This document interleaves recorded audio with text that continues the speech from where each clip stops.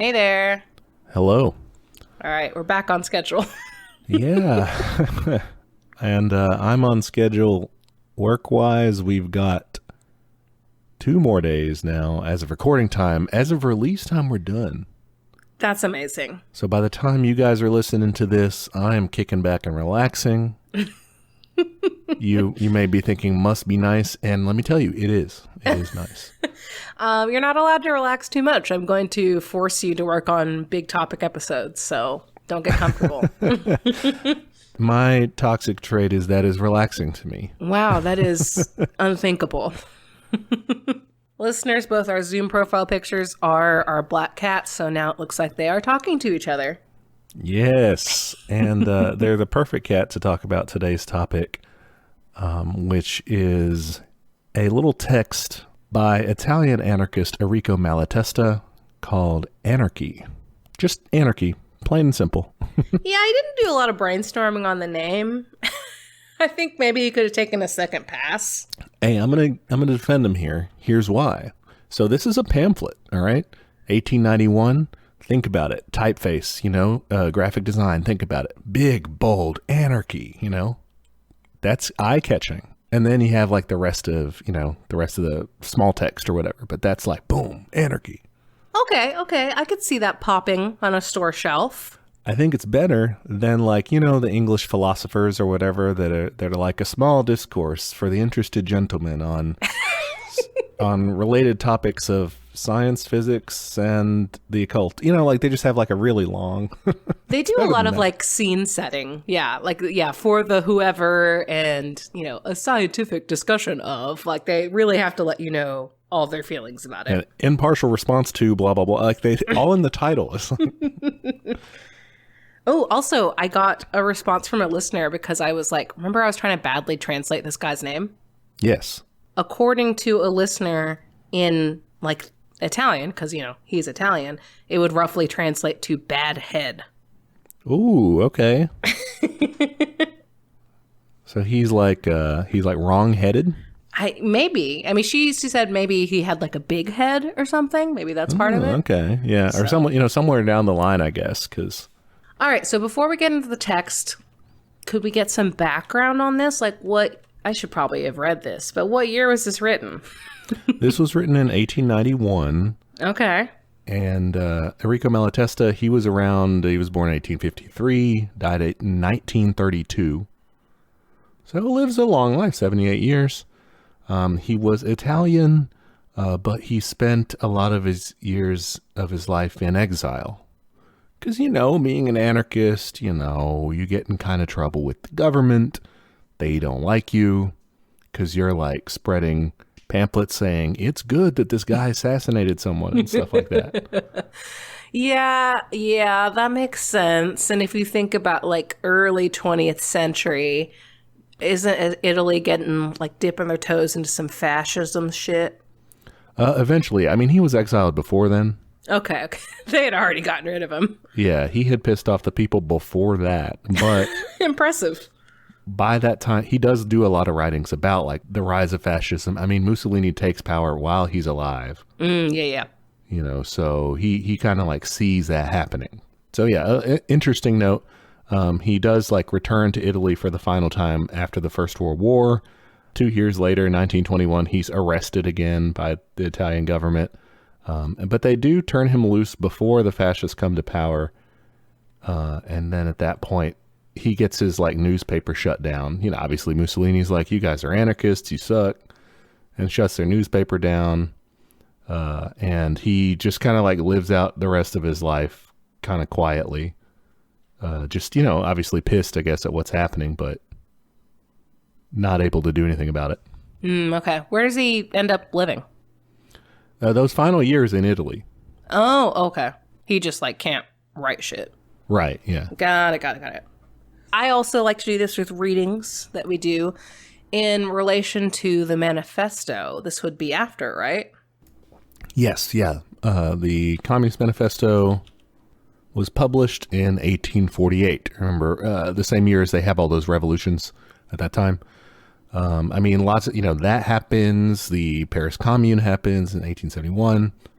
obviously World War One has not happened yet. The Russian Revolution has not happened yet. So that's kind of like context of where it falls.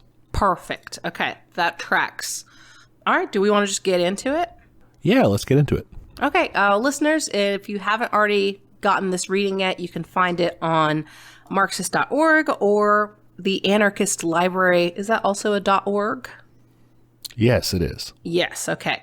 So you can just grab a PDF for free and read it. It's pretty short. It's like 30 pages long. Yeah, if you're more of an HTML or I don't know, just reading it on, what is that what it's called? When you're just reading it on the web page. I do have a link to that on my notes. If you're a Patreon kiddo, you can do that.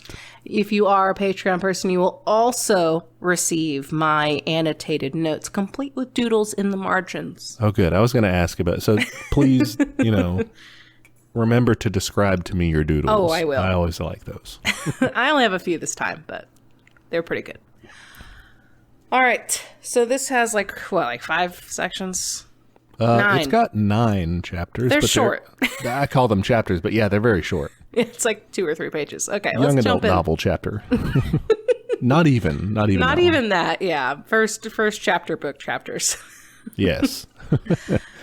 So he starts out section 1, basically just giving some definitions, right? Saying, hey, what do people think anarchy means? What does it actually mean? Webster's dictionaries, that kind of shit. This is actually decent pedagogy. You want to find out what your readers know or, what your students know, and then do some pre-teaching of vocabulary and stuff like that. So he's doing a good job here. When he dives in and says, okay, so anarchy, let's be clear, literally means without government. All right. Makes sense. Makes sense. Archy, if you think of like hierarchy, that probably has the same root. Yeah. Anarchy. No rule. But he's like, okay, yeah, but people get it twisted, right? There's this common sense definition out there of anarchy as disorder and confusion. And he's like, that's not what we mean. And we see that all the time. And he says, yeah, people do this because they're uninformed, but they also do it because they do know, but they're like trying to discredit anarchists. Yes. Yeah. So, definitely I wouldn't say layman. That always sounds so pejorative to me. Hey, proud layman here. If you use this term, though, just with anybody, it has a negative connotation, like you'll hear people say like, oh, well, it'll be total anarchy if that happens, like it's lawless craziness, which we've talked about before on the show, is not necessarily what that means. Yeah. And there's like a notion of war-torn countries or oftentimes countries that are fucked with by the United States as descending into anarchy and stuff like that, It's just this mad... Almost like post-apocalyptic. Yeah, like this free-for-all law of the jungle sort of thing. He's like, that's not what we mean. I like his point, though, that he pretty quickly makes of this is a prejudiced view, and it is given to us by the people in power who have a vested interest in, like, making us believe that. Yeah. He's like, they're trying to get in. And he's also saying, like, it's partially just like you're used to it. It's not all a big conspiracy. It's partially that you've always had this. He makes this reference of like, and it kind of reminds me of the boot is wet thing that we talk about. Like if you take a boot from a lake, it's going to be wet. It's like, yeah, if you grow up all the time with this government around you and people saying that it's doing this and it's doing that and look what it does for us, then like you're going to believe that that's true. But he says like it's kind of like someone who, has this, what does he say? It's like a rod or something that's deforming them or binding their leg. Yeah, their legs are bound, is what he says. And then they come to say, well, it's because of these bindings that I'm able to hobble along as best I can, not realizing that, it's actually what's holding them back. Yeah. He also does make an unfortunate slavery metaphor, which I was not a fan of. So, yeah. Like you're a slave and you that's all you know, so you're like happy as I'm like, okay, that's a little gross, but I see what you're saying, but pick a better metaphor. That's true. Yeah, it's could have done better. Well, he says in addition to just, people being used to it, and like how would we get by without whatever is oppressing us. He says, like you mentioned, there are people deliberately trying to basically brainwash you, right? You got all these assholes, bosses, priests, teachers, the worst. out there, and they're saying, hey, you got to have bosses. Hey, you got to have the government. You got to have judges and cops ready to, beat anybody down who thinks differently.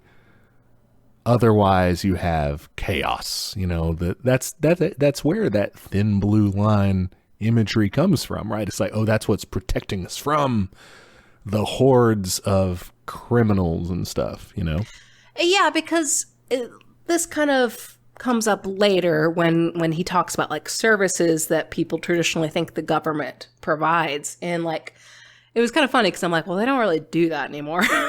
so now it really is just that thin blue line shit. Like that's the main thing people bring up if you're like, well, this government sucks. Like they're like, well, who would protect us, Right. They quickly get into what if there was a mad gunman, sort of stuff.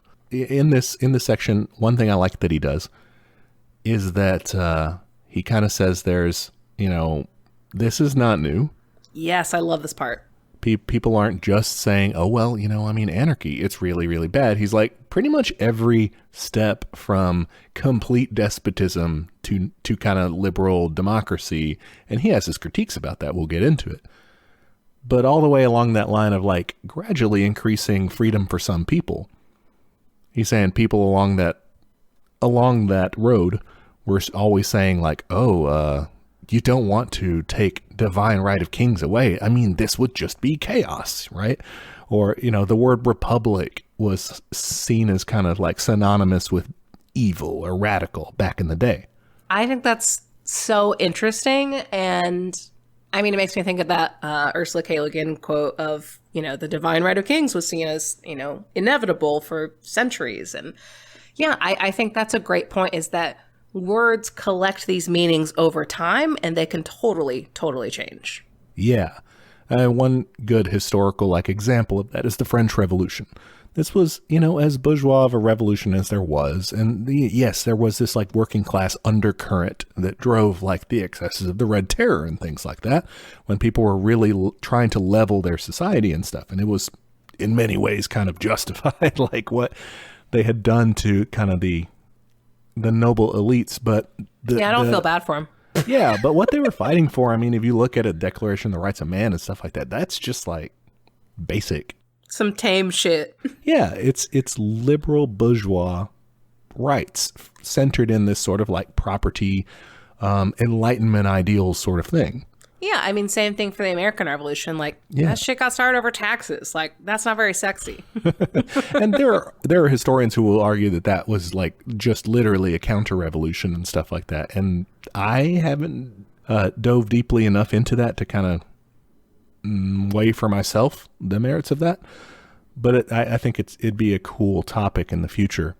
But yeah, those were, there were conservatives in the American Revolution situation, the French Revolution, all along steps, who say, hey, that's going too far. Yeah, this is crazy. Yeah. All right, next, at least by my notes, he gets into defining the state. Yeah, so clarify what the state means. He's saying we're specifically meaning government, specifically institutions that lord over people that are mostly separate from them. We are not talking about just any sort of society or any sort of community bonds. That's not what we are trying to tear down.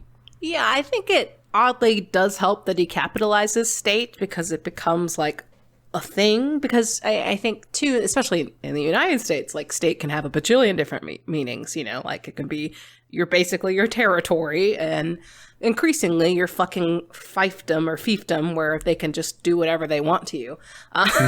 Yeah. But okay, I kind of want to just read the direct definition he gives here, because I think it was very helpful to me to parse out what he's talking about. In this, he defines the state as, quote, the sum total of the political, legislative, judiciary, military, and financial institutions through which the management of their own affairs, the control over their personal behavior, the responsibility for their personal safety are taken away from the people, and entrusted to others who, by usurpation or delegation, are vested with the powers to make the laws for everything and everybody, and to oblige the people to observe them, if need be, by the use of collective force. The parts I underlined in there were taken away from the people. Like, these are rights that we should just have, but someone said, no, I'm going to take those, and also I'm going to enforce it with violence. Yeah, that's a good point. That it is, and I think he harps on this repeatedly, is it's not any sort of like, there is something to be said for people's collective abilities. That's not what he's talking about. He's saying this is separate from that. This is like something above it. It's similar to how Marx and Engels describe the state as like some, a tool used that, to oppress one class or the other. It's a separate notion rather than the general will. I also think it's neat that he mentions, kind of like you were saying with like, okay, state has all these different meanings. He's saying it's also definitely not, we're not trying to do like a federal debate, right? We're not trying to say, okay, is this central authority versus more local government? That's not what we're talking about. Like, we're not just really big into like city council or something. Yeah. So like he's lumping it all into one thing, right? Yeah, he's saying by the state, we mean the government, the central government or what have you, but like this sort of authority that compels people, like you said, compels people to do things by force, to follow its dictates. Yeah. And if the local thing, and they're also backed up by the larger state, like if they really needed to, they could call some guys in. Yeah. And like in the American context anyway, they're wholly constructed. Like they only are able to do anything by their state government. And then those states, technically have some abilities beyond whatever, like the federal government can tell them what to do in some circumstances or what have you. But it's very tied up together, I do like, this is at the end of this chapter is our first use of his anyway transition, which he likes a lot. Oh, he does love that. He's like, okay, anyway. Yeah. It's cute. All right. Anyway, let's go to section 2. Okay, I like this section because I viewed it as kind of abstraction of government. I kind of think of it as almost like a West Wing brain kind of thing, saying, oh, people assume that like, well, they're in charge, so they must be like wise, right? Like they've got to be in charge for a reason. They're the smartest minds. Exactly. And then he gets into the fact that no matter like what powers they wield, they are still made up of individual people. So like they can be shitheads. And they often are. Oh yeah. I mean, anyone who is not just like, living under a rock or... Newsflash, government people can be shitheads. Who knew? Yeah, I do like how he kind of also parses this thing out of like, they can be shitheads and like self-interested because there's not really such a thing as the general interest. He kind of says like, people think, oh, government is about like this kind of broad representation of what is good for all of us. An abstract representation of the general interest is how he puts it. Like, and you'll see this a lot in media is the news stories where we'll talk about, oh, we're, putting in the military or we're sending military aid to whatever to protect American interests wherever, right? As if like you and I and Jeff Bezos and the defense contractors share some sort of common interest. Right. Like we all, and this is not to say like we don't care what happens wherever. And he gets into this later. It's like, it's not talking about isolationism, but it's talking about like when we are concerned about different things happening in different parts of the world because we're all interconnected, we're concerned about way different things and most of the time opposite things than the titans of industry. We do have to parse out whenever the media tells us American interest. You have to ask the question, which Americans? Is it probably the ones with the most money? Yes, the ones that are paying for that news broadcast to go out. So yeah, government can be made up of shitheads. Government can be made up of self-interested people who are not after the same sorts of things that the broad majorities of people are. So this is kind of towards the ends of this section. He starts getting into the idea of basically the majority rule not being the end-all be-all of solutions. I'm of two minds of this because, like, my instinct is to be like, well, it seems fair and seems like a reasonable thing. Like, I don't see what the alternative is, that kind of thing. But again, I was brought up in a place where, like, democracy is, as much as we don't do it, we like to talk about it a lot. But as, like, someone who is often concerned about, like, marginalized people who, like, by definition are not a majority, I think that's a good point. Like, we can't just rely on, you know, a majority to have the right ideas, say, about trans people, you know? Yeah, because he mentions, like, basically you can end up sacrificing the minority on whatever issue it is. Like, you raise a good point in terms of trans rights. You could just end up saying, well, the majority said no, so sorry. Because trust me, the majority of people have some stupid fucking ideas about that. As a person who answers a lot of those questions. Yeah. Even your most, like, run-of-the-mill liberal will sometimes say some stupid fucking shit. You have to be like, no, that's not a... No, okay, let me explain how fucking hormones work again. So, yeah, we can't rely on that. I don't know. You can speak it from a place of judgment for sure. I cannot. You know, I've asked just as stupid questions or whatever. No, sure. It's fine. Oh, well, I just mean, you know, I don't want our audience to feel, you know, like, oh, damn, I'm not cool enough. I've ever thought these things. Like, it's cool. Like, you know, we're all at one place. It's fine. You move on. You grow. Yeah. What I want to say from that is basically that, like, people are uneducated about a lot of different things. I don't know. We're doing an episode on democracy in a bit, so maybe we'll talk about it more then. But, like, I don't know. We will. Yeah. Maybe we save it.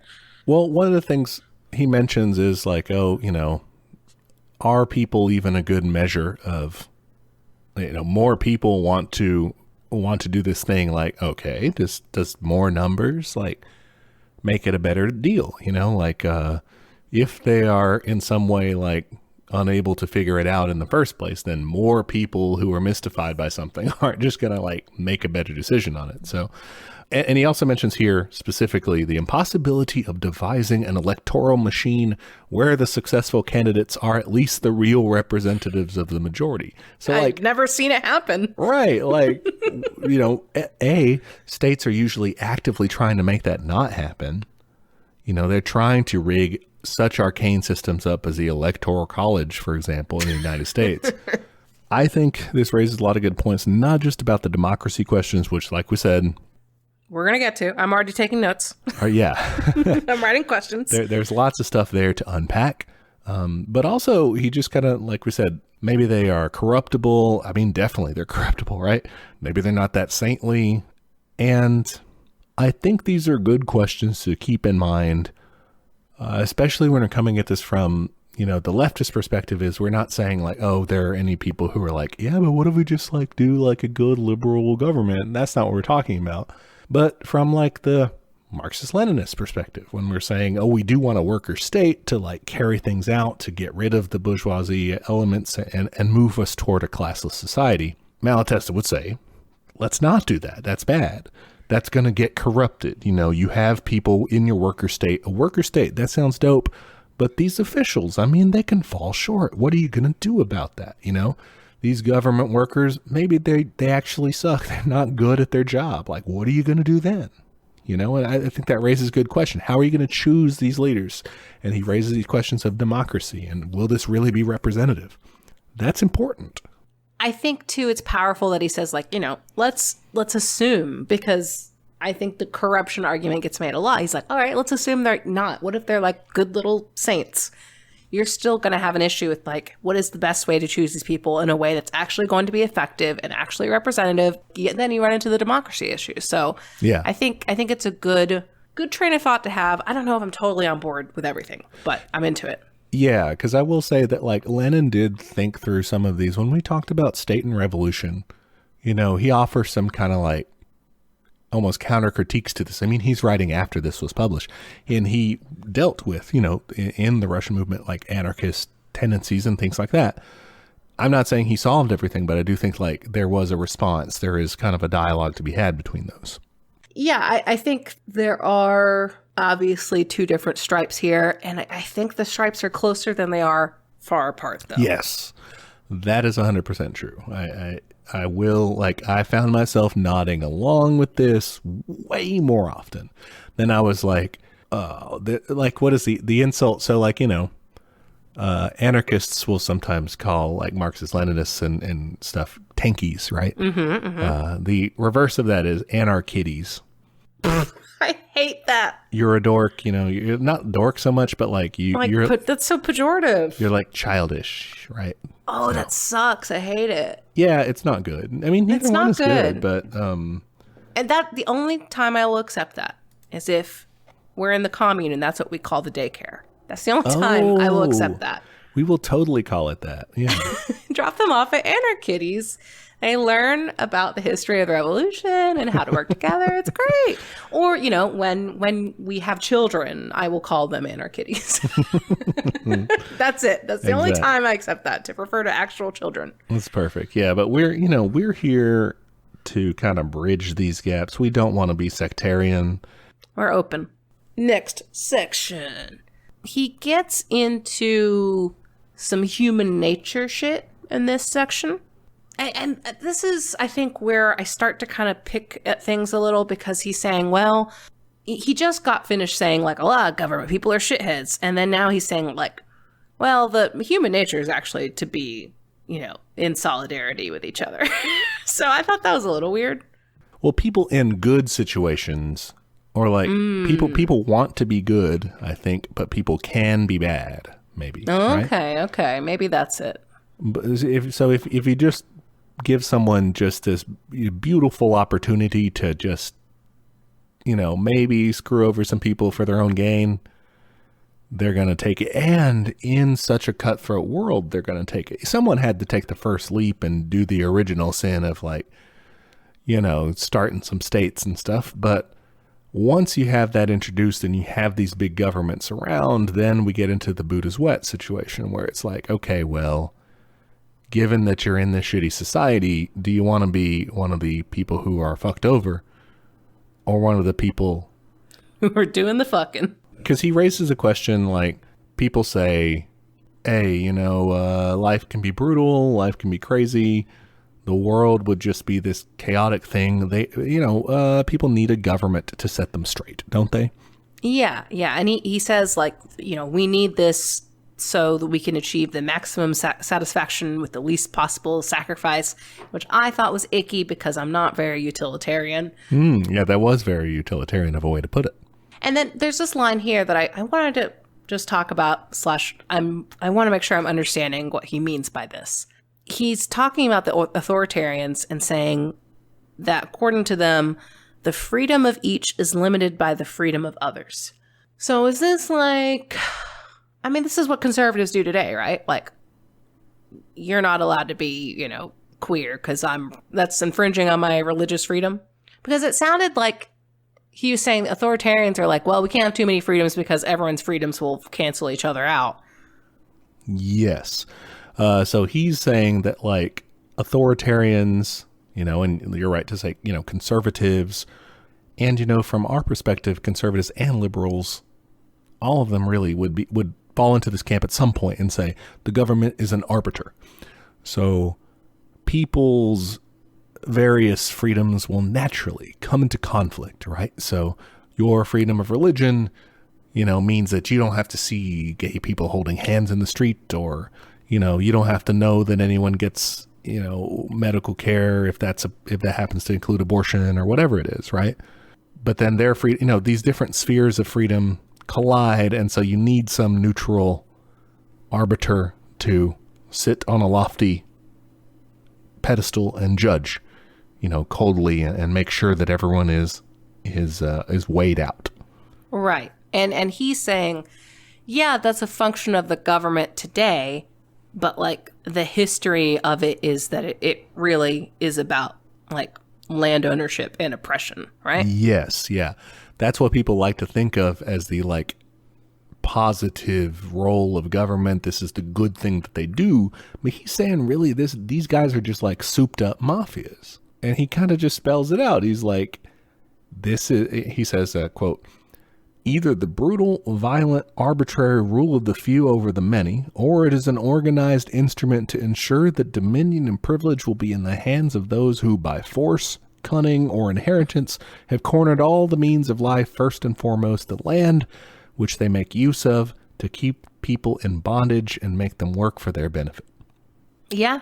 And I love right after that, he says, the two ways to oppress people is either directly by brute force, see like the police and the military, or indirectly by denying them, the right to live because you make them work. I would also argue that's very violent too. Oh, it is. Yeah. To me, this played out historically. I was thinking directly by force, like Roman Empire style, just boom, here it is. We're the biggest, baddest people around. Pay tribute sort of thing. Versus kind of more modern capitalist thing of like, you're immiserated, dude. You have to, you're going to come asking me to oppress you so that you can survive. That's funny. I was thinking of them as contemporary forces. Which you're right that they are. It's just, I don't know. Those are two good ways, I think, of looking at it. I think so, yeah. I think the indirect exploitation is obviously huge. Is he dunking on religion in that next bit of the paragraph? Okay, just making sure. He does a few of those, which you can, your mileage may vary. They're funny, in my opinion, as a religious person. I also think they're funny. But yeah, he says also religious propaganda kind of feeds into this too. Yeah, saying that like, oh, this is good. I had a great... what I call a proto tweet, which is a tweet that I think is too spicy for my main feed. So I just text my best friend instead. Well, you got to make an alt for that or something. I really should. Start shit posting. I have a young adult book coming out, so I don't want to get like totally fucked over. Anyway, so this was are they Catholic or are they just a sub with daddy issues?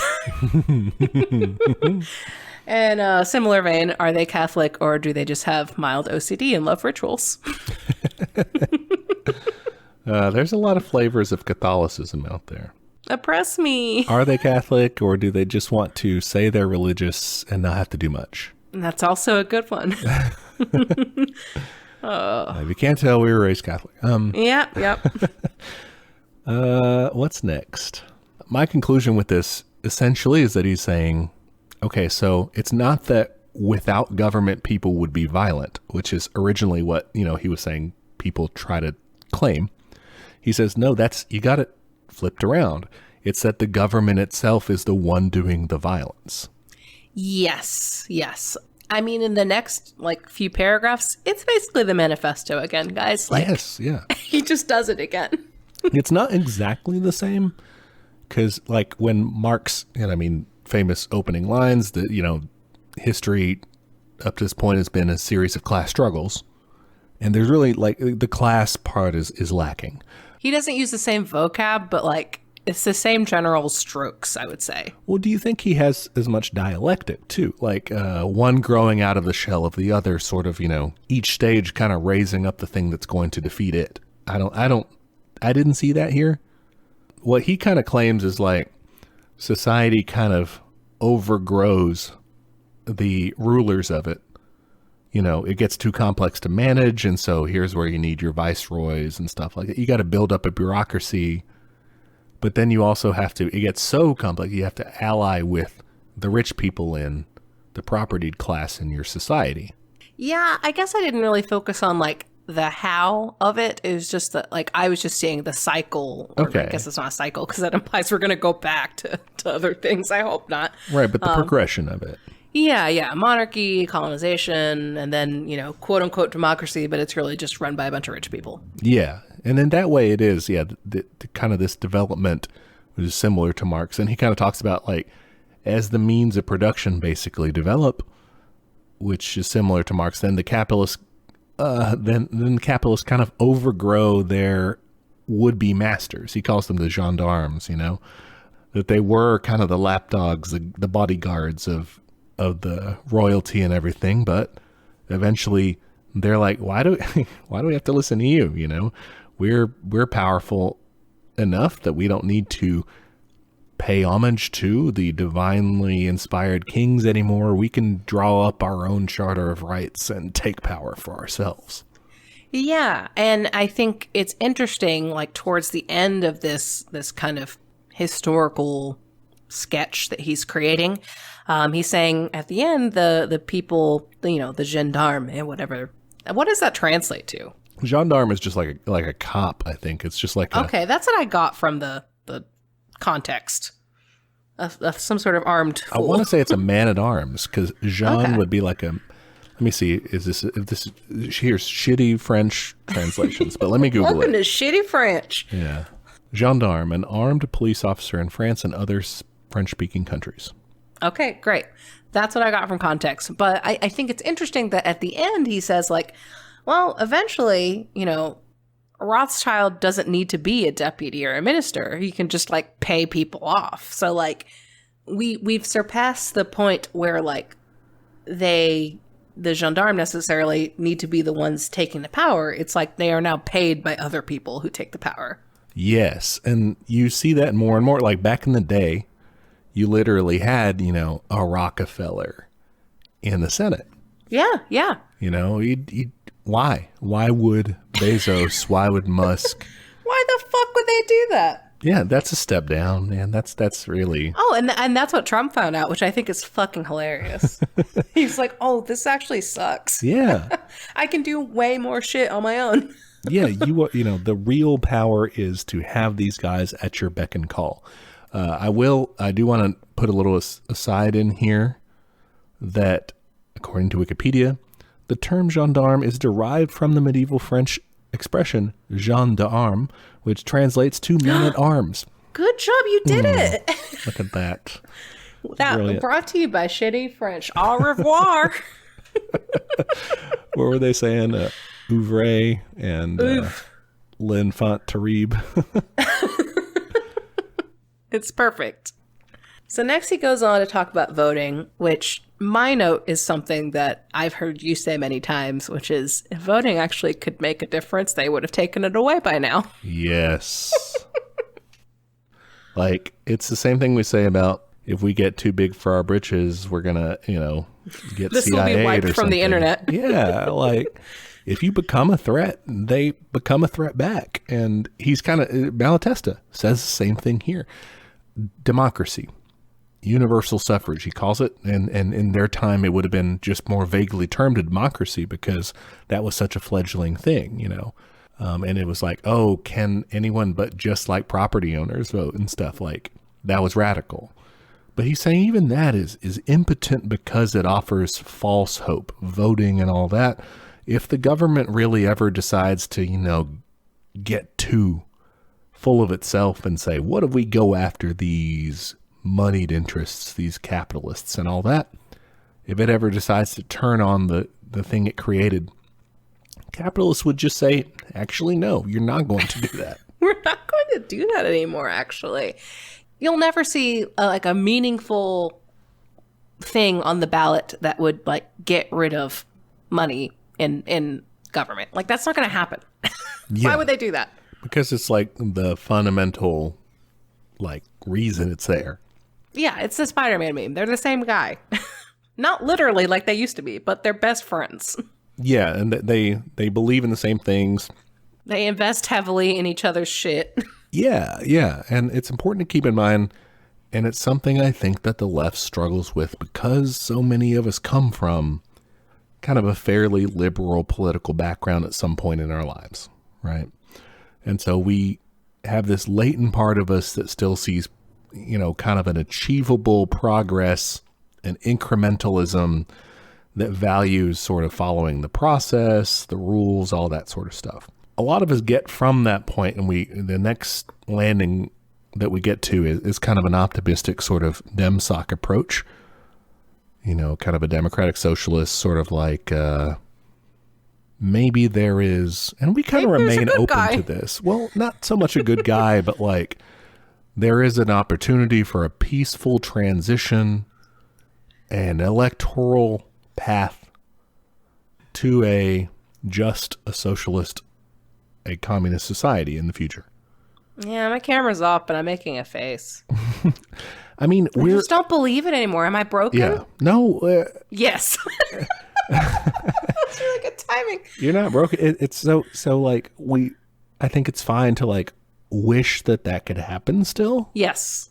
I think that Malatesta agrees with the more mature reading of that, or maybe, the more pessimistic reading of that, depending on your stance. But it's unlikely to happen if the government is really only operating like by the good graces of because we're doing different research right now. You're researching about the kind of pitfalls of democracy and stuff, and I'm researching about like fascism for an upcoming episode. So fascism, to me, a little teaser here, is like capitalism with the mask off, capitalism backed into a corner. Okay. And if that's what's awaiting you, then by their good graces, they are being the good guy by not being fascist. That's always an option to them. It's true. If your democracy gets anywhere close to taking power and throwing them off of the nearest building, then they're going to do what they have to do. They're going to bring out the fucking big guns. Yeah. And so I think Malatesta is right when he's like, hey, look, why would they follow the rules when their back is up against the wall? Yeah, that's not what they're for. Like, his thing is, the government's for oppressing people. It's for defending the people who are oppressing you and the people who are exploiting you. And it is a self-perpetuating system. Like, it is there to protect itself and the people it protects. And they have so many ways to do that. He says they use the cops, they use tax collectors, soldiers, jailers. He calls them traitors in lies, which he refers to as priests, and that disreputable profession is known as teaching. He's not going to cut you a break, is he? No, he had some bad teachers. Hates you. I think. I guess, yeah. I mean, maybe went to Catholic school or something. Maybe. In general, school. I mean, I feel like school was probably way more oppressive. Oh yeah, back when he was. And it's not to say that it's not now. I mean, it is in many ways. So I still contend that school can be often used as training wheels for fascism. Yes, yeah, it does a lot of those At functions. the very least, training wheels for capitalism. Anyway, I think it's my next note here is that he gets into kind of the other things that government can do, and he says, yeah, well, sometimes it can be useful. I think it's like a funny like backtrack of like, yeah, sometimes they can do nice things, but like whatever. It's that scene from The Life of Brian, the Monty Python movie, where it's set in like Roman Judea, and there's like, what have the Romans ever done for us? Well, the roads. Well, apart from the roads, what have the Romans ever? Aquifers. Yeah. Apart from the roads and they end up with a big list. It's that sort of a joke. Is sure, yes, the government does good things sometimes, but he contends that like they are always motivated by the desire to dominate. So even when they do these nice things, in addition to like completely oppressing you or whatever, should you just be thankful for that, or should you see through that and say, this is just a PR job? Like you're just getting some goodwill by doing some of the things. He mentions in here, like, it can't openly say, we're just here to protect the rich people. So they have to say, oh, we're just here to protect property rights, with the understanding that that's obviously going to benefit the rich people. I had a question about this Kropotkin quote. It just kind of went over my head. Can you translate it for me? Yes. Okay, thanks. The law, says Kropotkin, and by which is meant those who have made the law, that is the government, okay, let's just say the government, Okay. has used man's social feelings to get past not only the moral precepts which were acceptable to man, but also orders which were useful only to the minority of exploiters against whom he would have rebelled. Geez, I'm glad we did not pick another Kropotkin reading. That one went over my head. This actually can be boiled down pretty simply.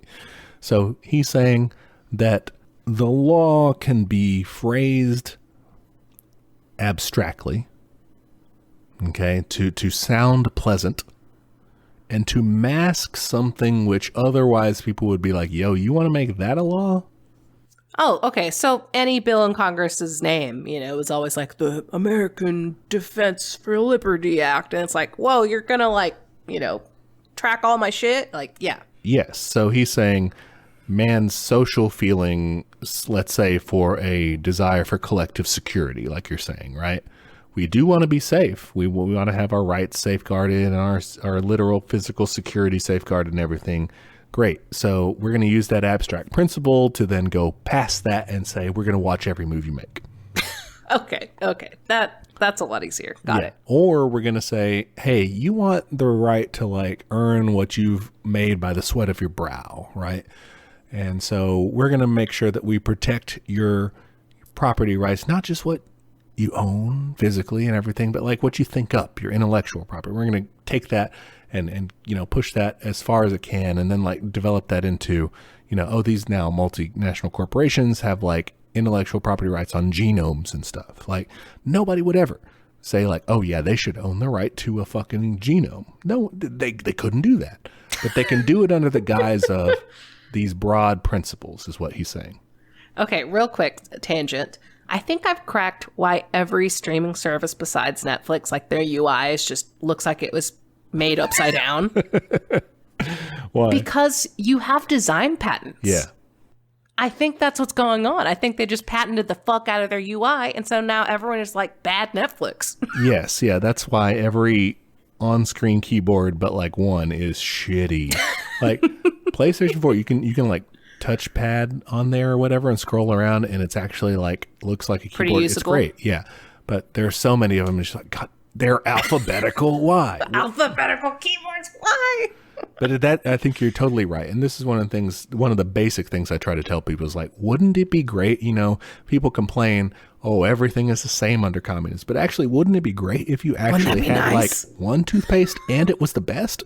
Or like one toothpaste in 5 flavors and they were like tested to be the best. Good. Like, yeah, because there's no incentives. It's just like, hey, I'm a scientist who's really into teeth. I made the best toothpaste. Yeah, instead what you have is like 60 different versions, 59 of which are inferior because they're not allowed to use something that the best one has. And that's what you're seeing in the streaming services. That's why your life is not as pleasant as it could be. Capitalism. Mm-hmm. All right. Next, I have my first doodle. Ooh, what is it? So I'll give the context first. He's talking about basically the government giving us some reforms to keep us happy. And I drew a little mouse with his hands in the air, and he's saying, crumbs. And there's little crumbs falling from the sky. Yes. I like this. He talks about like government kind of doing this dance of pretending to do some reforms, but really protecting the elites. Man, oh man. So I was thinking, as an American, damn, like this is a very charitable reading of the Democratic Party. I mean, oh, not even that. They don't even try anymore. Yeah, a less charitable reading is that they're designed to fail. They're designed to take your popular energy and just like put it down the drain instead of letting you take the streets. But like electoral politics in America in general, he's kind of saying, yeah, government's trying to keep society working basically just as so it can keep its grift going, right? So it can continue to exploit people. Like, it's like they're teetering on the edge of like, how little can we do for these motherfuckers without them revolting? And they're always trying to like get to the bottom line. Yeah, because they have to. Because, I mean, like we just said, if they go too far, make the workers' lives too good, then they're gonna get cooed. They're gonna, ride an open car in Dallas, and boom, there they go. We'll have enough energy to organize and like get together. Like if we had free time, oh, they'd be in trouble. That's why they were so scared in those early days of the pandemic. Oh yeah, they were so freaked out. They were like, your grandmother needs to die so that you can stop thinking about what if I didn't have to work so much, Oh yeah. They were so freaked out. It was brilliant. I don't know. It was a terrible time, but like it was good to see the fear in their eyes. All of us were feeling it, so it sucked. It was mutual fear. Yeah, they had a little bit of like, not a fear of like dying and stuff so much as like a fear of losing their hold. Yeah, for sure. I don't know. I think that's something we forget about sometimes. Another thing he talks about here is, and we mentioned this in a little teaser last episode, But he's saying like the government, what does it do in terms of, besides this kind of these PR moves?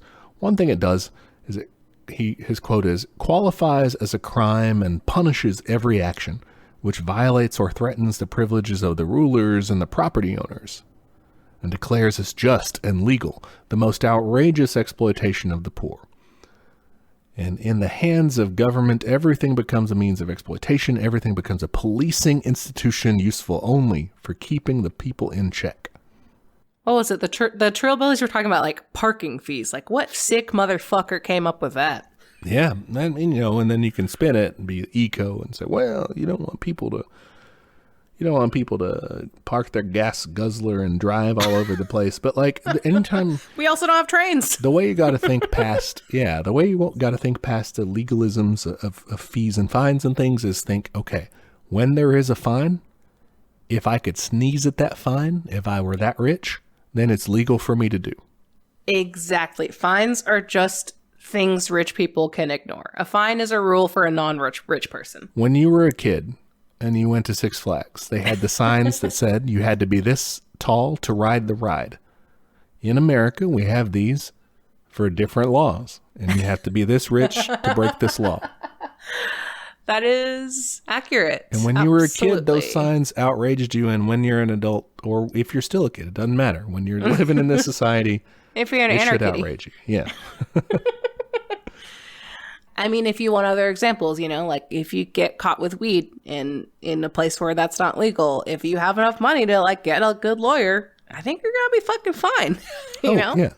And the government routinely stamps, like literally will do a review of their whatever the fuck bombing campaign they had in whoever's country, and they'll say we did nothing wrong, we didn't unjustly kill any civilians, and they'll say we did a good job. And that same government will say it's completely legal for local governments in San Francisco to put spikes on their park benches to make sure people can't sleep there. They'll make it legal for a local government someplace, I don't even know, because it happens so often, for them to go and brutally clear out homeless encampments and things.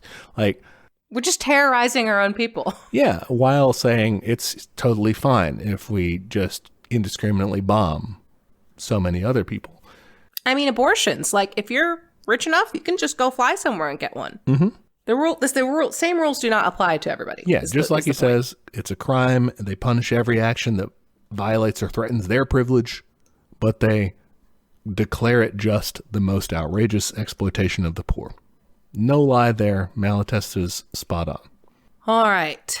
So he turns the corner a little. He decides to talk about something more pleasant, which is solidarity. Yeah, because he says like, "Oh damn, so you're thinking I'm a doomer, right? Like it's all over. Everything's bad. It'll just be like a dog eat dog world forever." Mm-hmm. And he's like, "Actually, no." Human nature is not necessarily antagonistic. It's actually in solidarity.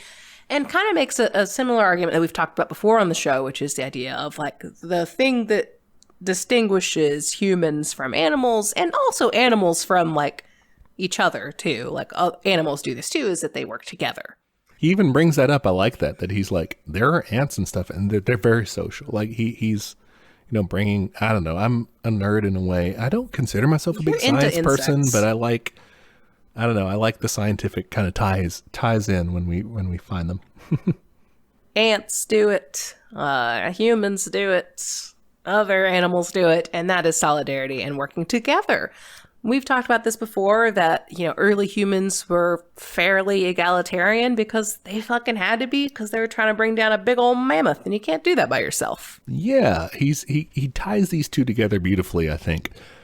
Like the self-preservation instinct. If you have ever talked to your very, very conservative relatives or what have you, or your just right-wing spaces, whoever it is, they'll say, well, man's got to look out for himself and that sort of a thing. Self-preservation.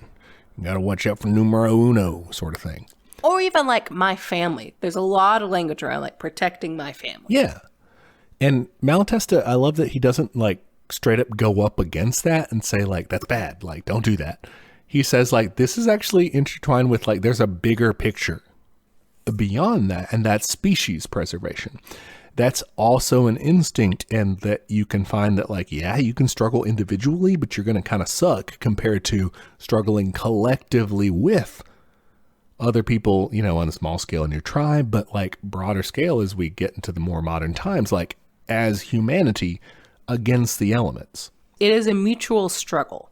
He says kind of people figured this out through their own individual struggles, is that like, actually this like sucks less when we team up. This is way easier if we just like work together to farm. Yeah. And like that are, you know, in this, he gets more scientific of that, like, yes, we do have like developed language capabilities. You know, we actually can communicate in far more complexity, at least as far as our understanding goes. That's true. We don't got smells for talking. Yeah, like, so we have all this. That was a terrible sentence. I knew what you meant. For talking. These smells are made for talking. So yeah, we have these advanced methods of communication. We can craft things too. That's another, you know, our dexterous hands. Yeah. So like basically figured out, okay, it's kind of like you're playing a video game. You realize you've spec'd your character a certain way. I better play this game that way, or else like I'm going to be shitty. It's going to be hard. Yeah. You put all your points into intelligence, and then you decide you're going to go be a barbarian. Not a good idea. I mean, I just started a new game and I turned it down to discovery mode, where the description said your character is basically invincible. And I was like, yeah, this is about my speed right now. I lost the first fight like 3 times in a row. And I was like, I'm going to move it from easy to discovery. Nice. I'm a casual, and it's fine. I accepted it. That's okay. I'm definitely on the casual end of the spectrum. Like, everyone's talking about Elden Ring, and you may like Elden Ring. Not you, I know you don't, but... No, I don't. Listeners, you can like it and be cool, and yeah, go you can for it. hate it and be cool. Do it. It's whatever. It's just not my thing, because, like, I don't like hard video games very much. I don't either. Can't do it. So, anyway. Yeah, that was an aside. Sorry. It's fine. It's just how we are. All right. Then he gets kind of cute. He talks about sympathy and friendship and love. It's adorable. Like he's saying, like, this is what makes us human. Yeah. He's like, we're social creatures. We kind of need each other to truly thrive.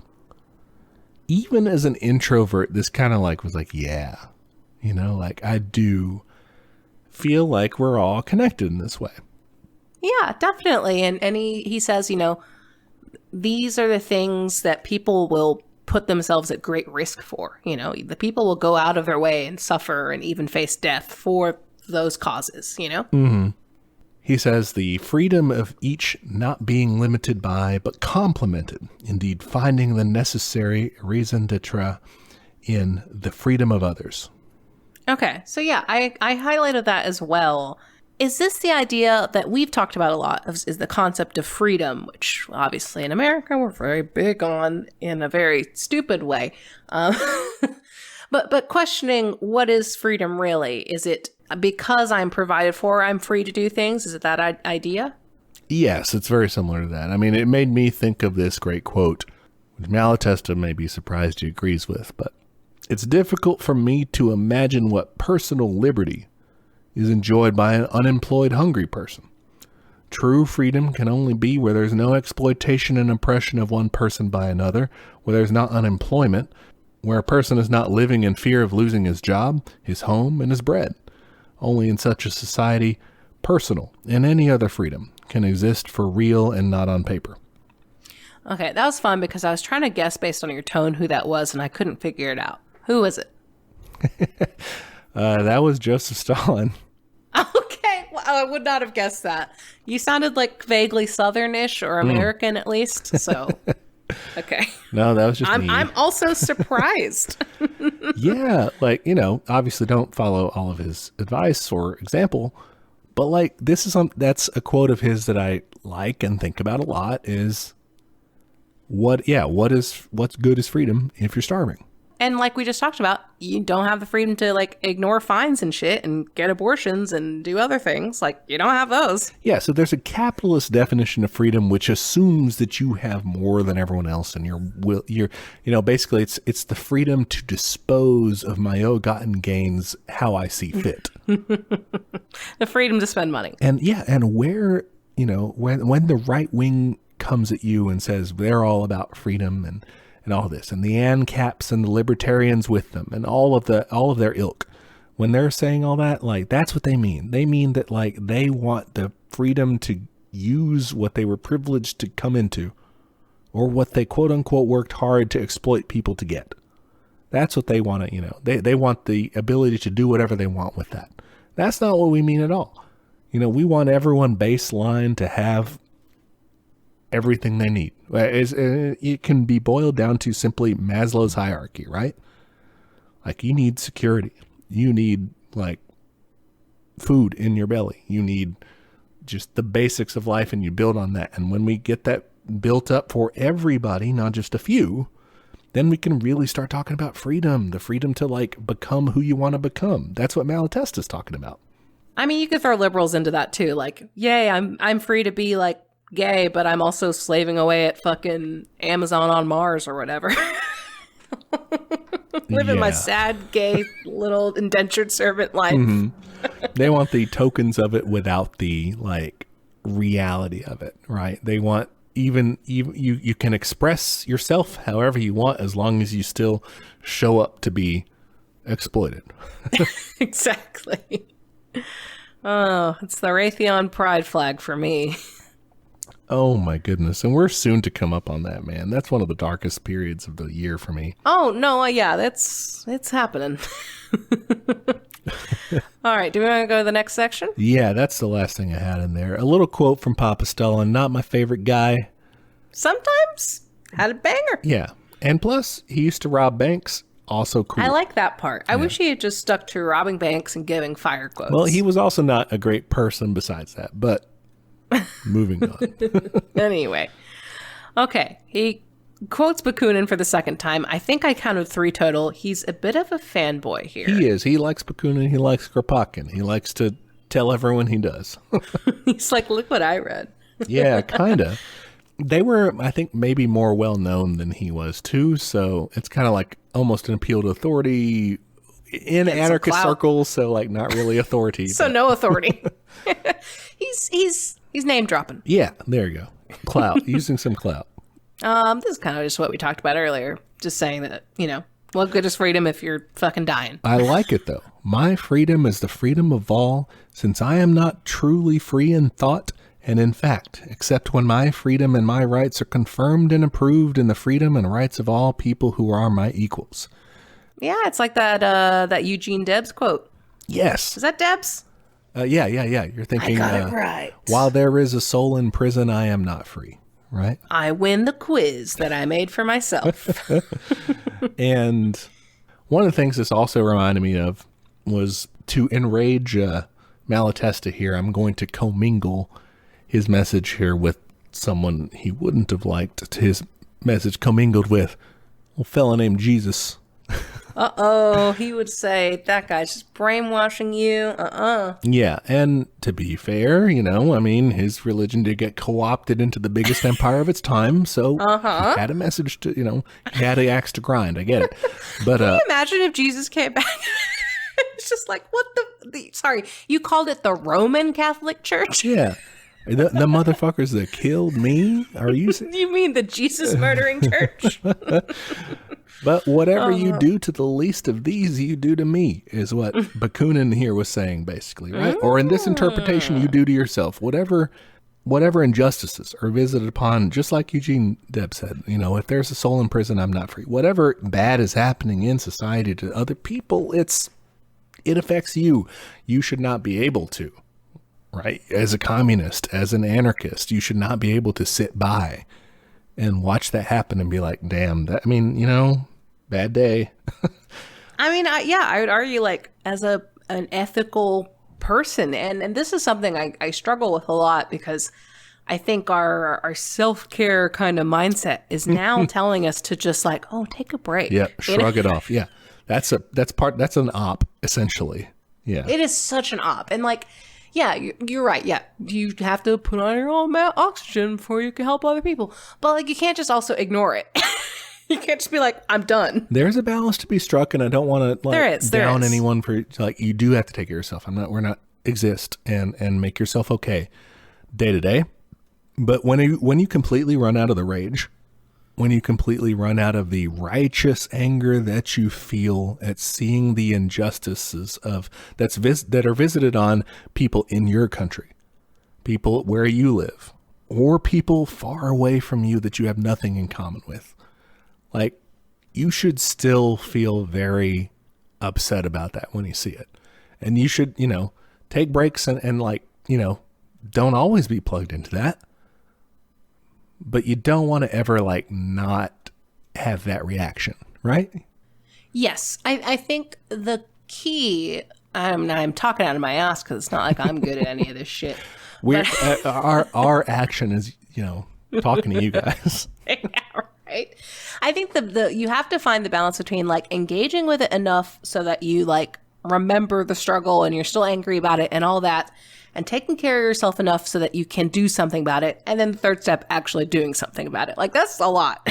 It's a lot to juggle. It is. Yeah. Self-care types are hoping you're going to skip one of the steps and just focus on caring for yourself because, and they're right, because it's a big, it's a lot to deal with. And so it's easier to kind of like focus on just making sure you're okay. You get derailed into that. That's what they're hoping. But it's not to say that you shouldn't take care of yourself. Take care of yourself. Please do. But use that as a way to get back into the struggle.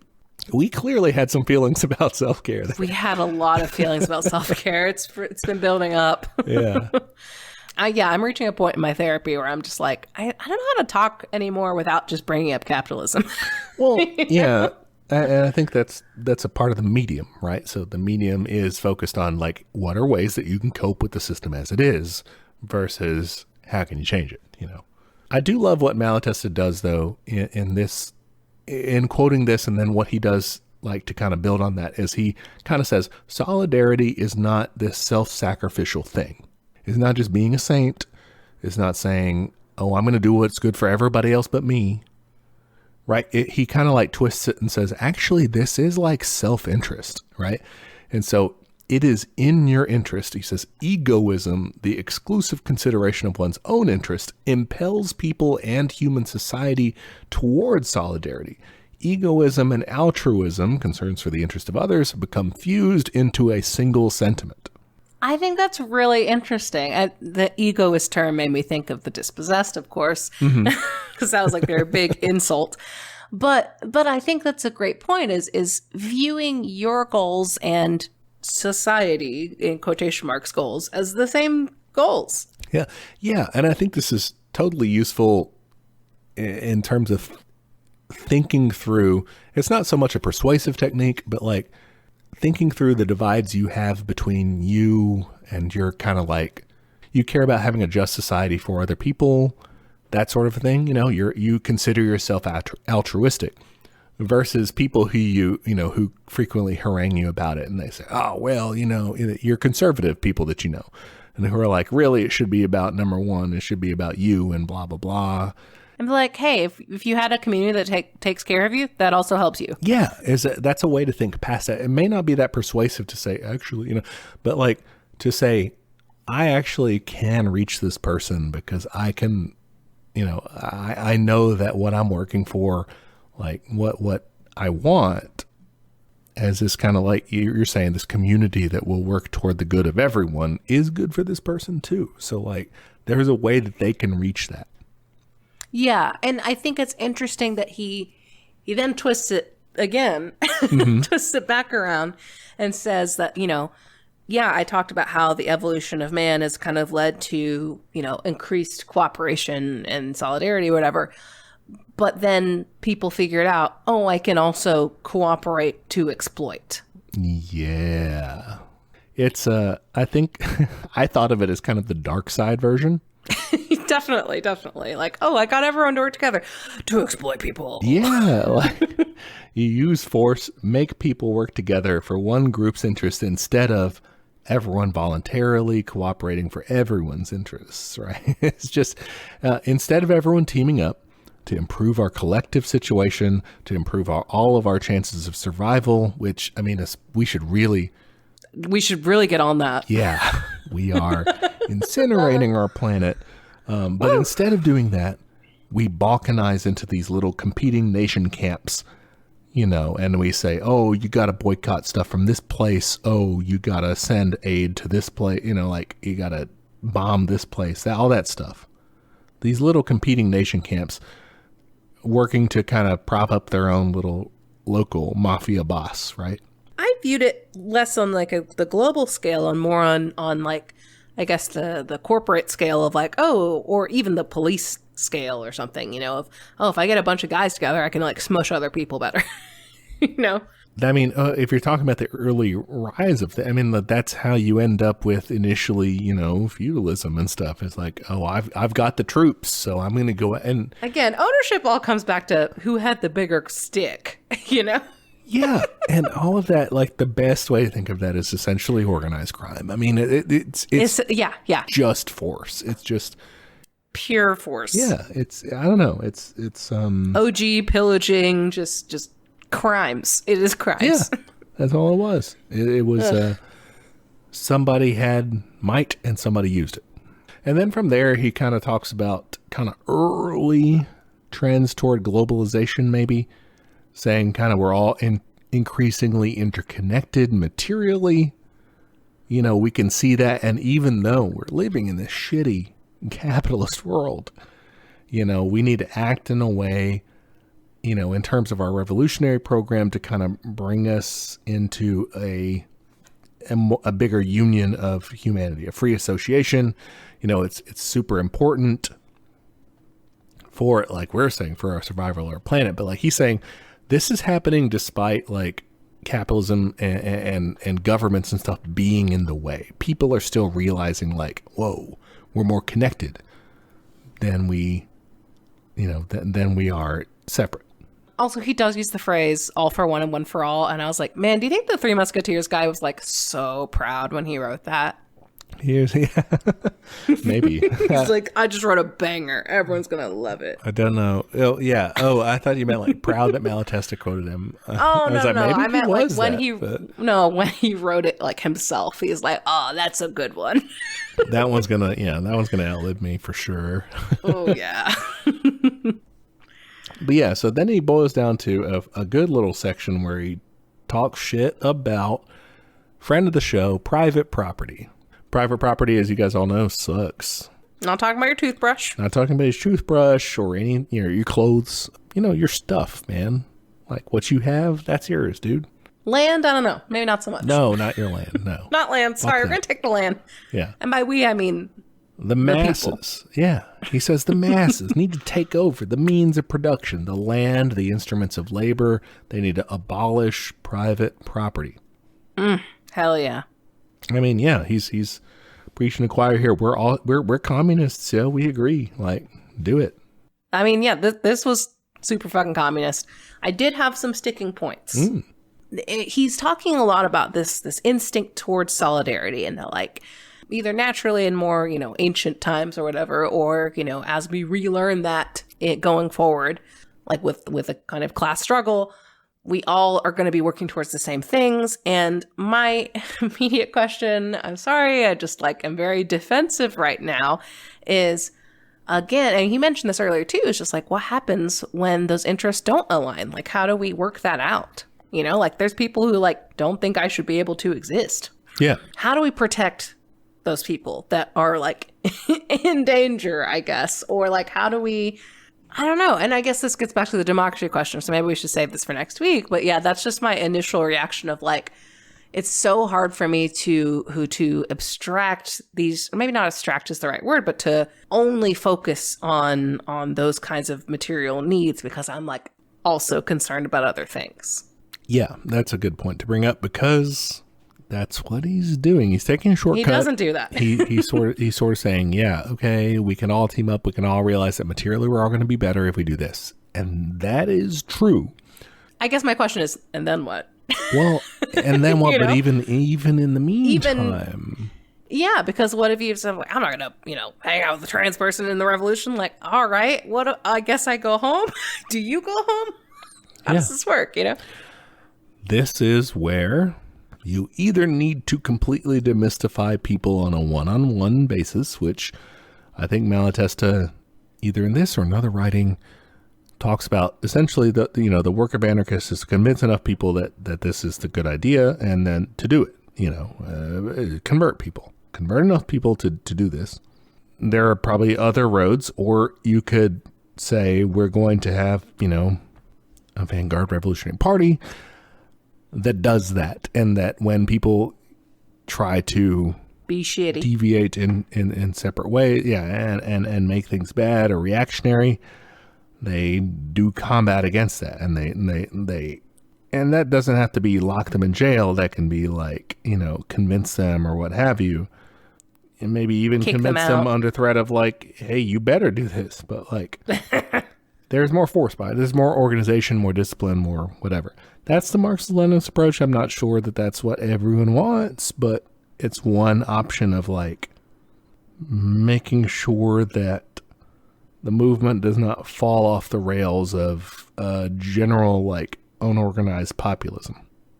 I think there's a huge education gap in a lot of these kinds of issues. And again, Malatesta calls it out, our fucking school system does not do a good job about teaching about different things. And like, in his case, he's talking about like capitalism being good, but also like in terms of race and gender and like all this shit.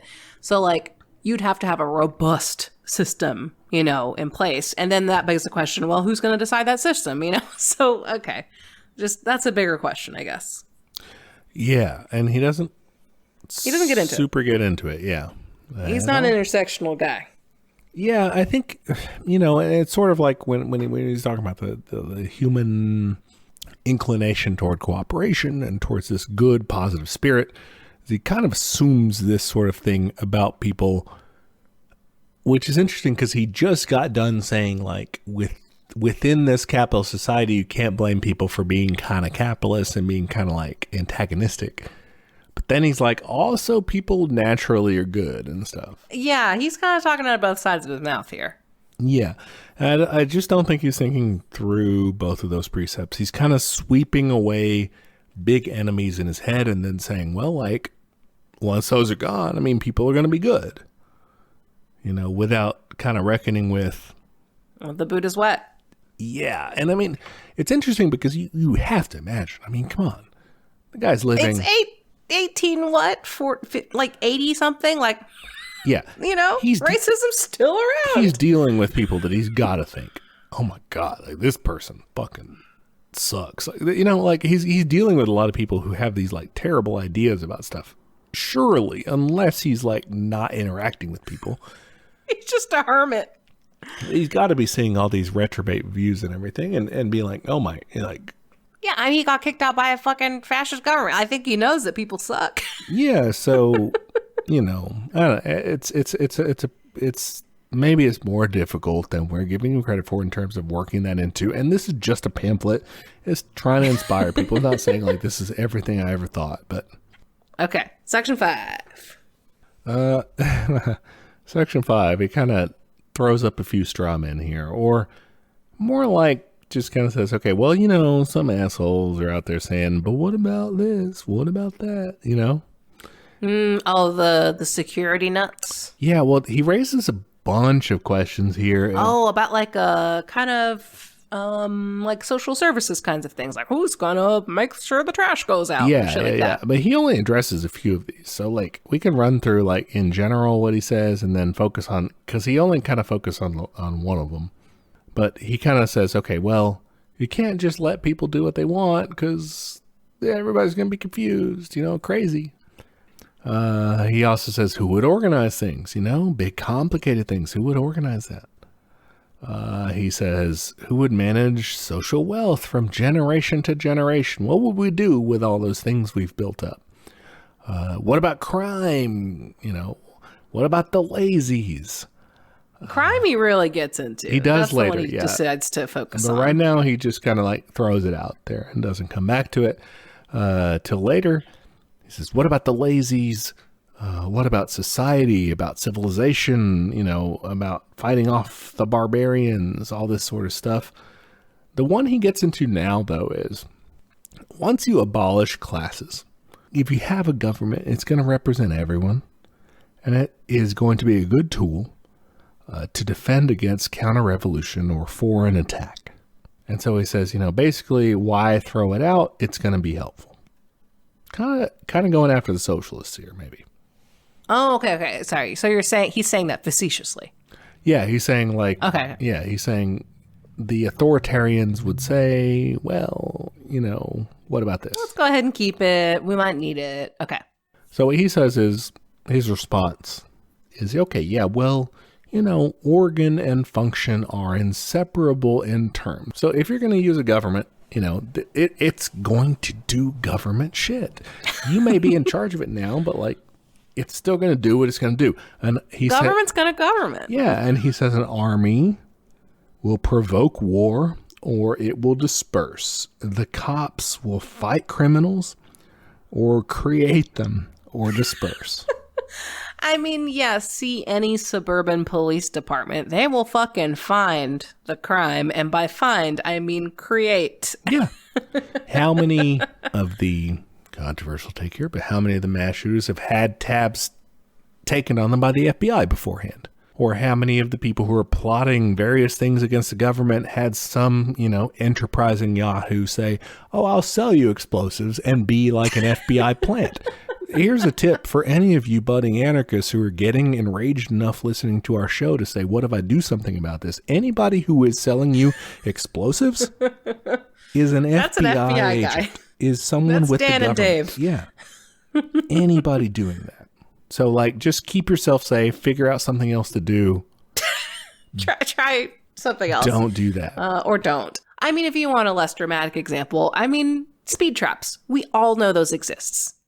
Those exist so the police can fucking park their cars, usually still running, and just go catch people who are not causing any major issues at all. Yeah, it's their favorite thing. Getting innocent people and idling their cars. They love, those are their top two things besides shooting black people. Okay, then he tells a very hilarious story about wolves. Can we talk about this wolf story? Sure. I don't know the veracity of it. I knew that maybe you would ask me about this, but I didn't bother to read it. That's fine. Listeners, I guess, write in. He talks about the forestry administration in France, which they said that there were too many wolves, and so they were wolf exterminators. And I was like, wow, I don't know if we should be just destroying all wolves, but okay, that's one method. And then they said okay, if we got wolf exterminators, why the fuck are there still wolves? Basically saying that we're not killing all the wolves. But also we probably shouldn't kill all the wolves. Yeah, it's kind of a good thing. Yeah, I'm okay with that. But I just thought it was a funny example. But yeah, he's saying basically that a government will extend its powers, right? Or whatever agency you set up is going to figure out a way to make sure that its reason for existing is still there. I bump up against this again because he just went on being like, human nature, we're all working together, we're so good. And he's like, but these guys, he turns so fast. He just spent 2 pages saying how people are inherently good and being like, but a government though? No. It feels like a bad faith take on human nature. I mean, again, do you think that it's given the situation we're in, these governments are doing bad things, and then you run into a question of well, who was the first asshole sort of thing, but I don't even care about that. I mean, my big note was he's talking about, this is necessarily what's going to happen with the government. My initial question was, does it have to? Who says it has to always do that? I also wrote this very shitty idea, which was you get your Vanguard party in there, and then they all sign a fucking blood oath that says, all right, guys, in 10 years, we're going to start dismantling this government. Which is really stupid. But I guess what I'm just saying is that it doesn't necessarily have to be. And I think he makes that argument too. I think my guy gets a little hung up in labels. He eventually gets the idea I think it's in the next section even. So like, let's just talk about it. Government versus administration. Let's just let's just change the name if that's going to make them feel better. Like, let's just change it from this, capital S state and, the government, and change it to like the people who like run things. And that can just be like, Debbie in the office. Yeah, no, I think that's different though, because he says that government claims that it can do all these things, that it's like, marshal all the collective forces or whatever, which he just got done saying it could do. But then he says, actually, it doesn't do that because it's actually, those are the individual people doing those. So when he's saying humans are good, but government is bad. But government is made up of humans. Yeah, well, he did. So like, I think initially you can say, okay, well, humans are good, but when they're put in this position of protecting a particular interest, right? When they're set up as the bodyguard of whoever, they have to play that role. And so they do it because like, that's what they're supposed to do, but it's bad. Why don't we change the interest? We do change the interest because he said like, the real human interest is solidarity. Well, that's sort I'm just saying. That's sort of what Marxist-Leninists say to do, is just like smash that old system and say, okay, here we go. We got a new interest, smash the bourgeoisie. We're going to put humans in charge of it. They're good at shit. And then that's what you do. Because I think that gets us to chapter 6, where he does kind of break into this dichotomy of saying, the way I read it was like, government does not actually do a lot, even though he was just saying it does a lot. He says, it doesn't do a lot because if you break it down, basically... It's made out of people. Yeah, it's made out of people. And so people are the ones who are really doing this. And I do like this next point, which is saying, if you think about what the capital S state has done, and even like the good things they have done, those ideas never came from within. They always come from below. And I was like, holy crap, that is completely correct. And I want to like just yell that to everyone I see right now. It's just that like, they're never going to be like, oh, you know what? We should just, we should give everyone healthcare. Like, they're never going to do that. Like, we have to demand things. And even then, they're going to give us like the most, not even half-assed anymore. It's an eighth of an ass version of it. That was a good point, I think, that he raised. He says, one thing I think that he kind of harped on was that the anarchist or the communist goal should be that everyone should have the same rights and the same means of action, like the same capability of putting what they want, their will, into existence. But the government, like one of the big evils of it, is that it confines that ability to just a few people. Everyone else has to follow the government's orders. And he kind of says, well, that's not good. Like you're saying, it's doing this top down thing, but it's also saying like only certain people, whether in a progressive direction or in a reactionary direction, no matter, only certain people get the chance to say how society is going to go. Yeah, and then he gets the idea of government is about delegating power, but administration is about delegating work. And I think that might be a helpful definition moving forward, because we've been going back and forth on like, okay, is government bad? I don't know. Like, this guy really fucking hates it, but like, it doesn't have to be bad. But like, maybe we just say, you know what? Fucking fine. It's too complicated. We're going to get a new word, administration. Yeah. Yeah, I thought this part was cool, because he's kind of saying we don't have to have guns basically behind what we're doing. Yeah, I mean, I think that is one of his key definitions of government, is the ability to enforce things. Like, that's like, I think, page 1 shit. And that's what he's arguing against. Like, if we do this, like, we will not have to do that anymore. Yeah, we don't need bosses. What he's saying is essentially, like you're saying, a rebrand or whatever, but I think it's important because like moving down to like coordinators or technicians, it's status in terms of expertise without privilege. If you think back to Lenin's State and Revolution, this is kind of like how he was talking about, we're going to have managers and technicians and stuff, but they're going to be making a workman's wage. Like, they're going to be the same as everyone else in society. They're not going to have hiring and firing privileges. You're not going to be, groveling at their feet so that you can continue to put bread on the table for your family. They're not your boss. They're someone who knows more than you in a particular setting. And not even more, maybe different things, because we've talked about this too. Like, not everyone wants to be a manager. Not everyone is a good manager. That's for fucking sure. It's a certain set of skills. Like, are you good at managing people? Like, that's a skill to have. Are you good at developing their talents or whatever it is? Like, motivating people. Like, it's very frustrating when people, like, want to promote you and you're like, I don't actually want to do that thing. Yeah, you know? for real. And that's, and I think that's sort of what Lenin was talking about. And, he wasn't coming with it out of the blue. I mean, he was going off of what Marx had written. But I think that's what Malatesta is talking about here, too, is that we have administrators and we have people, and he's talking not just individuals, but like collectively. Like, we have these systems set up. We're not talking about... It can still be organized. Yeah. It's not like everyone's out for themselves. Yeah. He's saying we can still team up and figure this all out and have these systems in place even.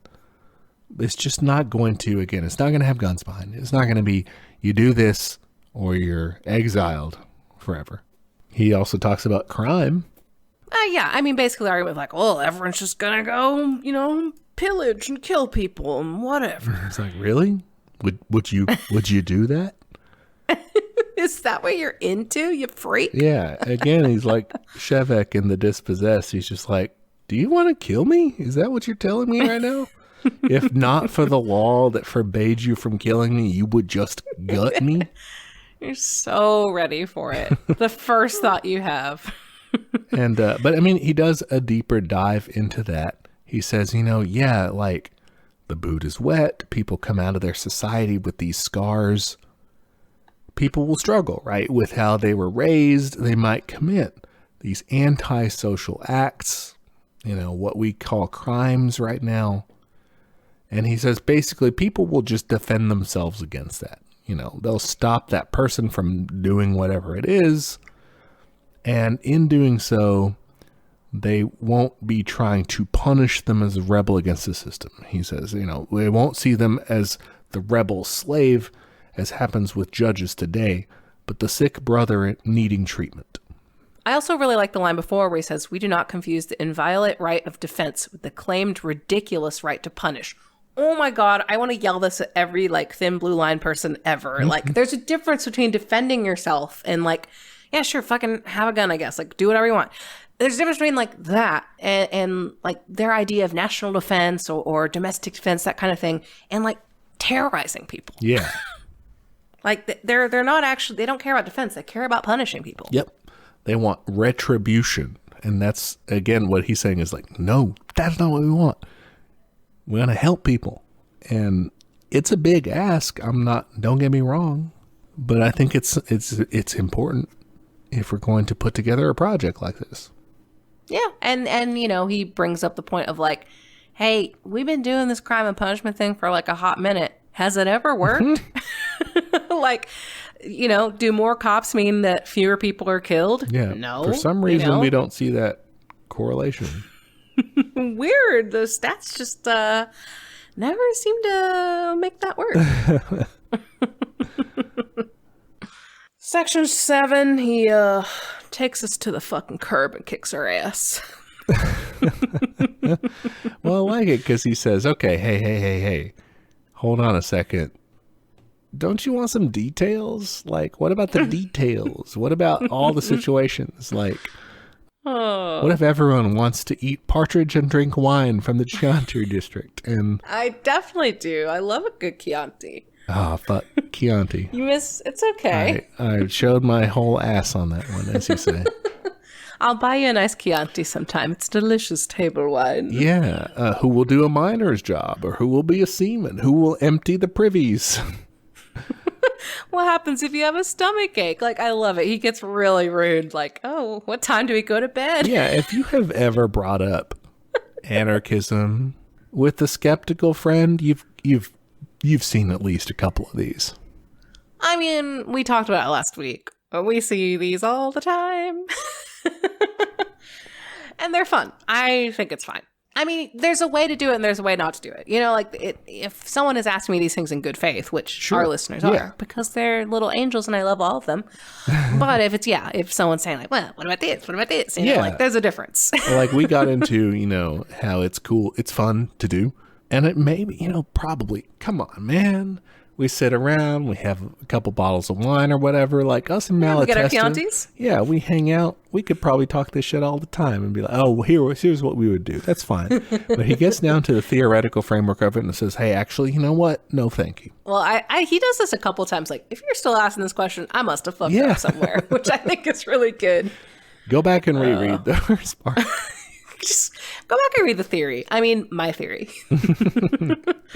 But yeah, okay, I do love this section as much as it does take me to fucking task, because it gets to the heart of the thing, and this is where I see the twins of anarchy and socialism really just like, just macking on each other. Mm-hmm. That's gross. That was a twincest thing. I didn't mean for that to happen.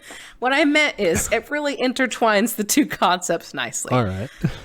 He says this quote, "What is important is that a society should be brought into being in which the exploitation and domination of man by man is not possible, in which everybody has free access to the means of life, of development, and of work, and that all can participate as they wish and know how in the organization of social life." Who is against that? First off, like, that sounds rad.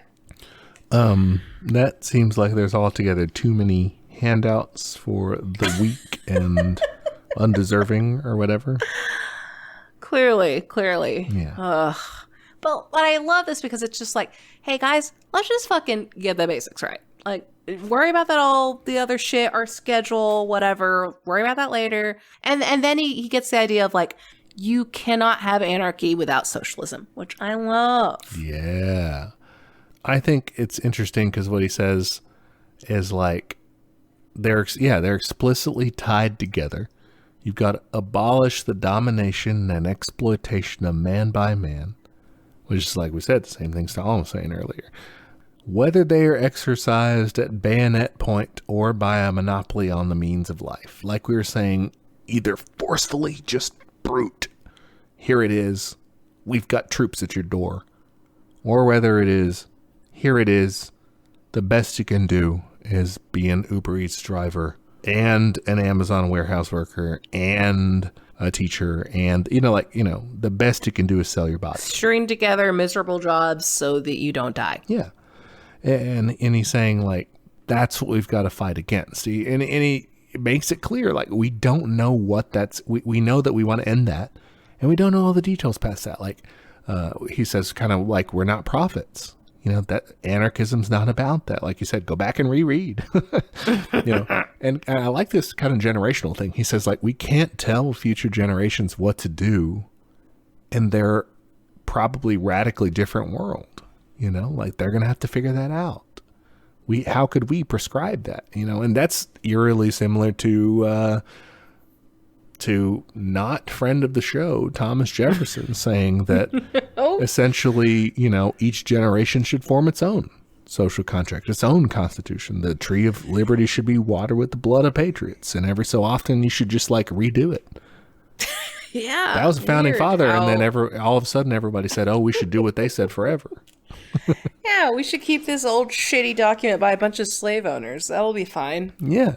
It's like, future generations shouldn't be like beholden to what their forebears did. I don't know. I like this part too, saying liberalism is, in theory, a kind of anarchy without socialism, and therefore is simply a lie. Yeah. They're going to try to keep private property, but in doing so, they're going to keep that half. They're going to let the strong exploit the weak. They're going to basically just do a different version of authority. They'll let you have a few rights, but the rest of them, the important one of, living, is always up for grabs. You will get to wear a pronouns badge on your way to the sludge factory. Woo! Can't wait. When he gets to chapter 8, he says, okay, well, let's take a step back. Maybe Malatesta, you're being too unrealistic. We live in the real world. People are beaten down by too much poverty to feel solidarity. Right? Competition is bearing down on them at all times. Atomization. We all feel alone in our houses, afraid of our neighbors. People are brainwashed by the state, by its servants.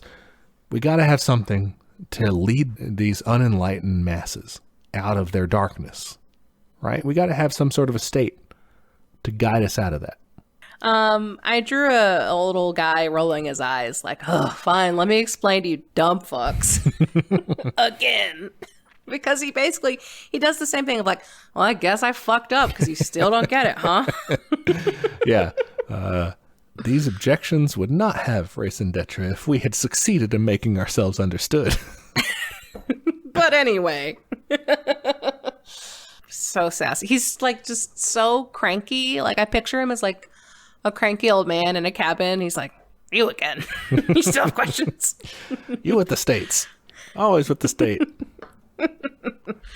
But yeah, he says government's not going to help that. People can act cooperatively. They can channel immense energies together cooperatively without a government directing them and then ultimately, right, corrupting that toward a small interest group rather than the whole general people. He kind of like harps again on that theme that we said earlier of like government is similar to collective action. It's just the dark side version of it.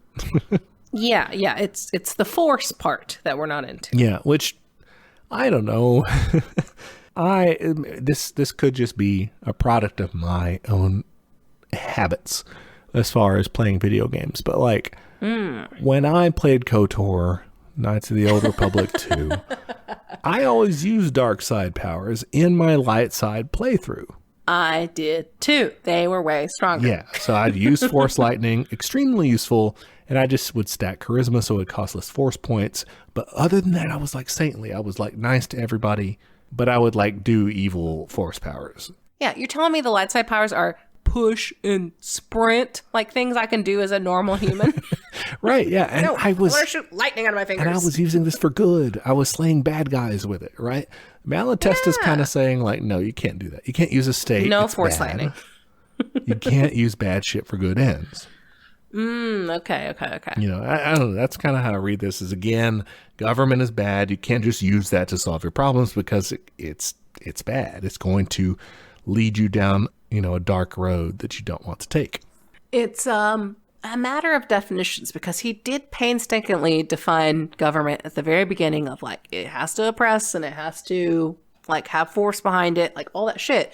If your government doesn't do those things, I guess it could, maybe it has force behind it still, you're saying, but it doesn't oppress, or it only oppresses the bad guys? It oppresses the bad guys. But he even says at some point, like if it's dedicated toward a single class versus the whole people, which Marxist-Leninists will readily admit, it does dedicate itself to a class, the working class, and it oppresses the bourgeoisie. So it kind of fits his negative definition of a state, and he says that that's kind of bad. I'm okay with beating up jerks.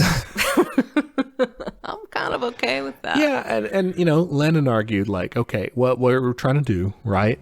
We're building up kind of an alternate version of a cruel instrument of oppression of the people, and we're going to make it a cool instrument of oppression of the bourgeoisie, which is kind of good, right? Yeah, I mean, I bet if you ask people, not saying that I would, Dave and Dan, if you asked a bunch of people if you would like to punch, like, let's say Jeff Bezos in the face, I think a lot of people would say yes. I would say even a lot of people who are pro-capitalist, just because he does have a punchable face. I want to take his lunch money. I don't know. That's kind of my thoughts on it. I think again, we talked about this earlier, so we don't have to harp on it again, but I do think he raises valid critiques and stuff. It's like, don't get hung up on your state being like somehow exempt from corruptibility and things like that. I also would be totally fine if, we went through a revolutionary process of some sort and the anarchists had it more together and that's what we did and it worked out. That's fine. I'm down. Dude, great. Let's do that. Forget what I said before and we'll do this. Delete it. Yeah. Delete it from the stream. Yeah, I think I just get worried, because capitalists' forces are so very powerful right now. They've really had a lot of time and money to beef shit up. We're probably going to need a big smashing instrument. And maybe it is totally just made up organically of the people working together. But Sometimes it does feel comforting to be like, well, we'll have like, the People's Army. Yeah. We'll have something to smash back because like these guys are not going to let go peacefully. They're not going to be like, oh yeah, you're good. Go ahead, take over. Malatesta says like, yeah, you'll have that. It'll be the enraged people in forming their own People's Army without the need of a government to force them to do it or else. And it's like, okay, well, maybe. Hopefully. I'm down. And then we get to the last chapter. I mean, my favorite part of this is again, the idea of we're not telling you exactly what to do. We're not telling you exactly how to organize your railways and your whatever. We're leaving the way open. Yeah. I wrote it's about the method and not the plan. Yeah, it's the tool that will hew the path out of the stone in front of you, right? Like you use that. I don't know what's under that. That surface is opaque. Like what is underneath it? What cavern will we dig? We don't know. But like we'll get somewhere, and we're gonna get a better place with this tool, I think is what he's kind of saying. But yeah, I like this kind of optimistic ending. He has a little rallying cry at the end. He's like, basically, we're going to fight for anarchy. We're going to fight for socialism, for freedom for all. We might fail sometimes. That is okay. We're going to keep fighting. And if today we fall without compromising, we can be sure of victory tomorrow. Cute. I'm sure that's what he said after, like, he puts the pen down and goes, that was cute. That was real cute. Good job, Errico. You've earned yourself a drink. Concluding thoughts. I know we kind of mostly covered it, but yeah, overall, I really liked it. I know I kept being like, oh, I have a problem with this.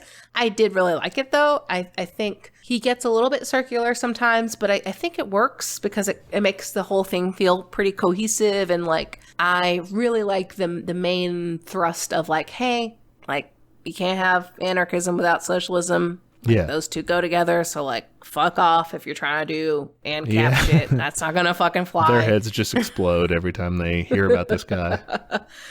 And I like that too, not just from like, dunking on ANCAPs as much as I love doing that. It's also a good unifying factor of like, hey guys, like we're all fighting for the same fucking thing. Yeah. Yeah, because so, I feel like calm the fuck down. We're so splintered on the American left, at least, and so much of the Western world's left. Like, we can't afford to be like, well, I'm an anarchist, you're a communist, Like, come on. We're all getting surveilled by the same motherfuckers. We should be against them, If I found, like, I'm trying to think of what stripe would be, like, the weirdest one for me to find out in the wild. Maybe, like, a Maoist, because I just don't know as much about Maoism. I know enough to get by. Even that, I'd be like, oh my gosh, let's talk. Let's hang out all the time. Yeah. Like, you can't be picky right now. For sure. No offense, Maoist. I don't think you're weird. I was just trying to think of, like, I'm definitely more, traditional. No offense taken. Oh, are you? I don't know. I use, I'm always trying to cite the mess line and stuff, so. That's true. But yeah, if I met even, like, would you fuck with a Stalinist? Sure. It's just a Marxist and Leninist. I guess so, yeah. Oh, like a for real, like, I love Stalin sort of guy? That'd be weird. But I would still ask questions and engage, I guess. Oh, yeah. I mean, I think they're better than like a I love George W. Bush kind of person or something, Like I love Barack Obama even. I don't know. They're I could have a conversation. Yeah, they have more in common maybe with me. But I guess, the point is beggars can't be choosers. Yeah. I like this text also. It's, thoroughly socialist, thoroughly communist, thoroughly revolutionary. It has the same enemies as me, so I love it.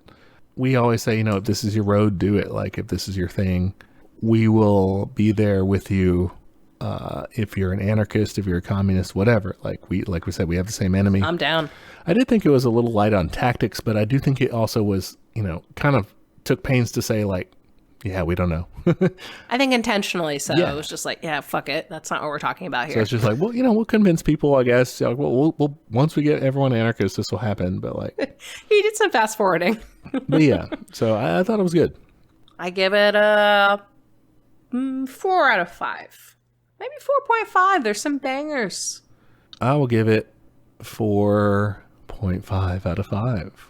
Okay, great. I liked it. I mean, I felt that where it kind of diverged from what I thought, I could still kind of, given the theory that I had read or whatever, could still kind of tie it in. I liked it. That's the long and the short of it. It was good. Point.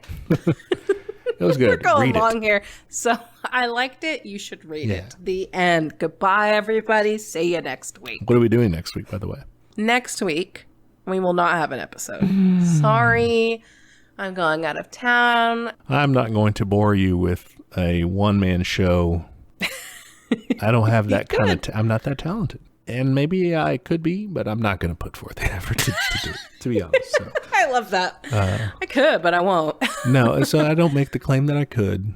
I won't kind of like, self-deprecating, hold myself back to where it's like impossible. Maybe I could, but if I could, I'm not going to. That sounds hard. Yeah, I'm not going to put all that forth effort. But like the next time that we come back, 2 weeks from now, we'll be diving into a pleasant little topic. We'll be talking about fascism. Yeah, the opposite of what we talked about today. Yeah, definitely. So we'll be talking about what fascism is, what are its origins, all that lovely, lovely stuff. Great. Delicious. Just kind of a programming note in general. As it is the summer, I do have some trips lined up. So we're going to always be very upfront about our schedule whenever we can. But just know that this is also the time when Grady is off. So he can handle slightly larger research projects. So even if we end up having to take some time off for those things, we'll come back with juicier stuff, hopefully. Yeah, that's the plan anyway. Like I said, we're not prophets, so... Yeah, this is the method. Yeah, the podcast is the method. We'll see what road it blazes. See ya I'll see you sooner because we're related. But listeners, you'll hear us in 2 weeks. All right. See you guys later. Stay strong. Bye. Bye. Hey there, comrades. Just jumping in to remind you of all of our social media. We are on Twitter at teachcommunism, Instagram at teachmecommunism. You can shoot us an email. That's teachmecommunism@gmail.com. Any of those places are good to send us an episode suggestion or a question, anything you think would be useful feedback for us, or just your admiration. If you want to admire us in a public manner, and you should, you can go to Apple Podcasts to give us a review. It is the best way to help people find the show. Love when people rate and review us. Please do both. We are also on YouTube, if that's how you prefer to listen to podcasts, or if you know someone that's the only way they'll listen to podcasts, send them to our page. And we have a Patreon. For $5 a month, you get access to our notes for each week's episode, including the backlog of notes, which is a very handy resource for up-and-coming commies. And at the end of the year, all of the funds from Patreon will be given to local mutual aid in the DFW area. So, ain't going to line our pockets. Finally, we have merch. Check us out at TeePublic. You can find shirts and I believe also stickers and magnets and all kinds of fun stuff with catchphrases from the show or episode art, stuff like that. The link to that store is in the show notes, so check that out. Okay, that's all the internet. Join us next time for another episode of Teach Me Communism, where the class struggle is always in session. Bye, y'all.